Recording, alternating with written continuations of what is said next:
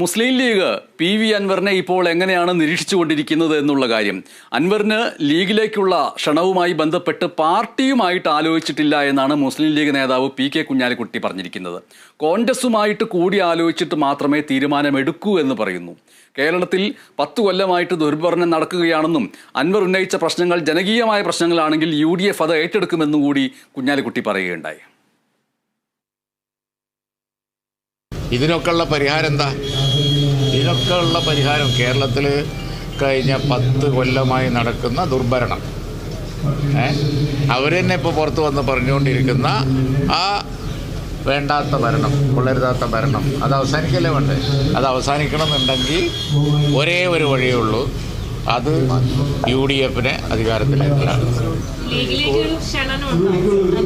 അത് വേറൊരു കാര്യമാണ്. അതിപ്പോൾ പാർട്ടികളൊന്നും ആലോചിച്ചിട്ടില്ല. അത് വേറൊരു കാര്യമാണ്. അത് പാർട്ടികളും മുന്നണിയൊക്കെ ആലോചിക്കുന്ന ഘട്ടത്തിലല്ലേ അതിനെക്കുറിച്ച് അഭിപ്രായം പറയുള്ളൂ. അത്തരം ആലോചനകളില്ല, ആലോചിച്ചിട്ടില്ല.